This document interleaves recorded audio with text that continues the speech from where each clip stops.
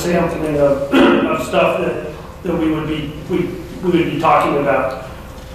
We'd like to finish R22 well completion. We would probably plug and abandon the well at R25 at TA16. Canyon Divide, we would begin some of our tracer study experiments and then kind of the geophysics behind that, really looking and better understanding the groundwater flow. And we would likely dedicate some additional money to our mixed low-level waste shipments. Again, as we do the assay on the transuranic waste, we see more and more mixed low-level waste, which is a little more expensive because we have to do the treatment, or we have to get a commercial vendor to do the treatment for that waste.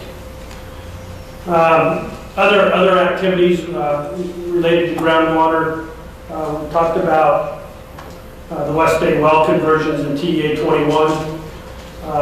Based upon the groundwater flow activities in Canyon Divide, there may be some new wells that we're looking at going in there.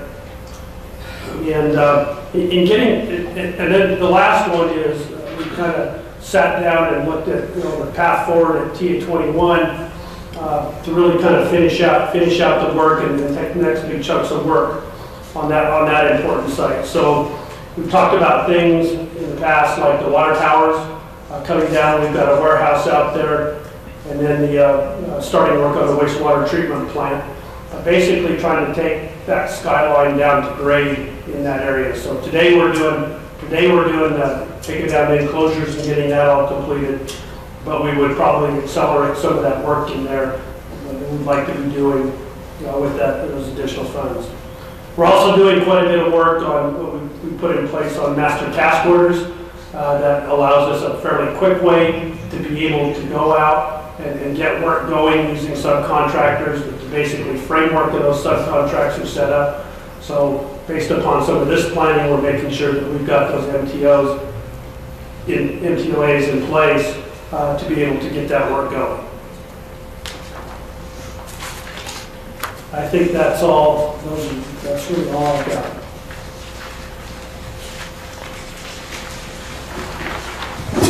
Okay, so we'll move on now. Dan's going to talk about the next piece of the settlement agreement, or the framework agreement. Sorry, for Idaho, we had a settlement agreement there. Framework agreement on the below-grade tree. Okay, thank you, Jeff. So my name is Dan Cox. I work directly for Jeff.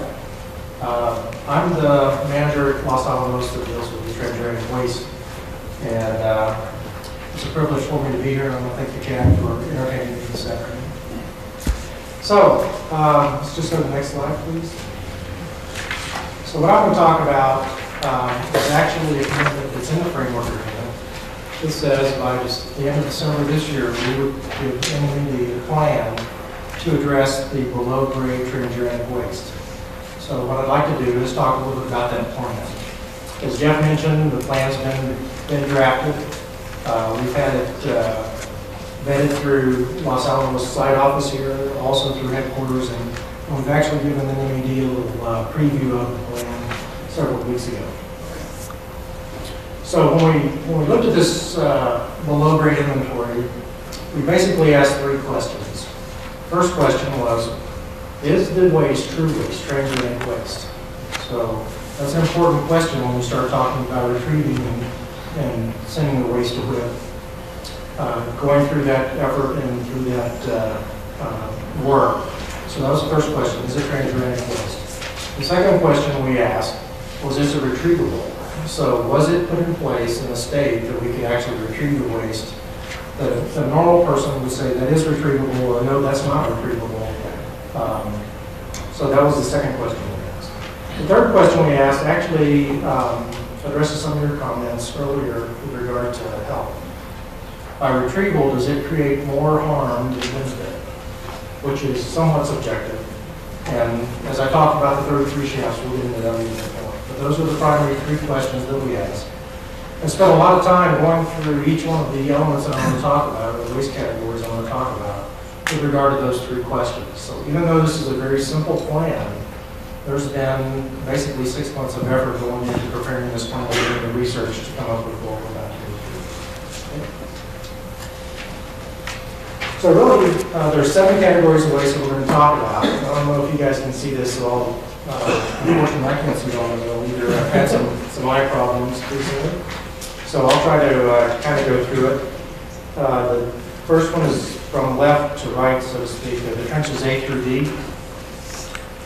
There's 720 30-gallon drums there. This is, from a risk standpoint, a long-term risk standpoint, this is the waste category that actually has the most plutonium equivalent impurities, which is a measure of the activity that we use, has the most plutonium equivalent impurities that we can get. All 7 of these has about 110,000 impurities involved, and over 93,000 are in the trenches A through D. So that's a very important one to get rid of in terms of long-term risk. The hot cell liners, as you go toward your right, those are liners that came out of CMR, and I think Bob, you were probably around when some of that waste was actually placed. Came out of CMR. Most of those has fairly significant decay since that time. We think some of those will actually be low-level waste, but we're going to go ahead and pull those and do the characterization and ship those appropriately. And there's 5 shafts that have those hot cell liners in them. Then we go over to the right on top, the corrugated metal pipes. So these are very interesting. These are 20-foot long pipes that are corrugated metal, just like you would have at the end of your driveway. And what they did was they used these pipes as a containment when they stabilize a lot of the plutonium materials out of TA-21. So they put a lot of that material in these in a cemented form in these corrugated metal pipes, and moved a lot of those from TA-21 into Area G. Those are placed in a fairly shallow location, and actually they're right under the road that we drive through every day going into Area G. There's 158 of those corrugated metal pipes. There's about 10,000 curies associated with those pipes, just a little over 10,000 curies, and about 440 cubic meters. So that's a fairly significant risk in terms of plutonium equivalent impurities. Going down below the corrugated metal pipes, we have pit 9, and this is the waste category that has the highest volume of any that we have there. It doesn't have a lot of activity, but it has a lot of volume. There's almost 3,900 drums in pit 9 and about 200 fiberglass reinforced boxes, which are very large boxes that they put large equipment items such as glove boxes and things like that. So pit 9 is going to be a very significant effort just because of the volume that we have there. A lot of drums, a lot of boxes. And just below pit 9 to the right is the 17th remote handled canister. Several years ago, we ran a campaign where we tried to ship out all of our remote handled waste. And we knew we had 17 canisters. 16 of those were, in fact, remote handled waste, and the 17th canister is not. So there were actually 3 drums, 3 55-gallon drums that are in that shaft. So we'll retrieve those drums and process them as contact handled true waste. Just below the 17 remote handled canister is the tritium packages. There's 4 packages there. One of them is an actual tank that it's about 20 feet long that was tritiated over years. So the other 3 packages are just canisters that have 55-gallon drums in them. So we'll pull those out and process those canisters. And then to the right, and the 17th remote handled canister, the tritium packages, and the 33 shafts are all in the same vicinity. I'll say within probably a 150-foot radius of each other. So the 33 shafts, I think that one is the one that gets the most publicity. We do have 33 shafts there. They're relatively shallow shafts.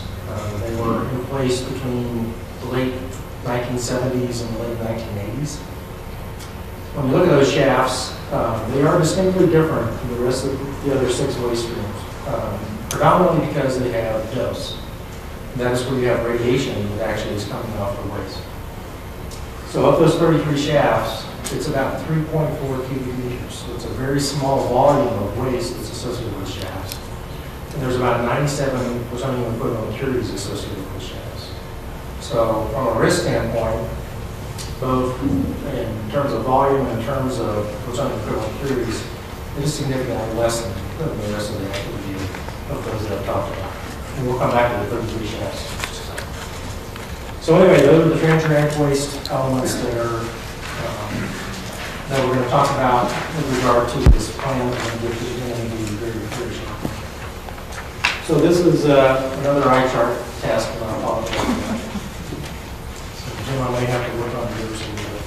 So I'll just kind of go through from top to bottom and talk about each activity and where we're going with this.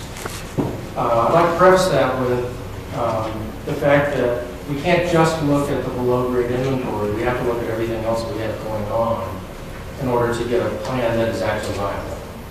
So, in looking at this, we're going to talk a little bit about the Area G above-grade waste and the 37 16. So the first bar is the 37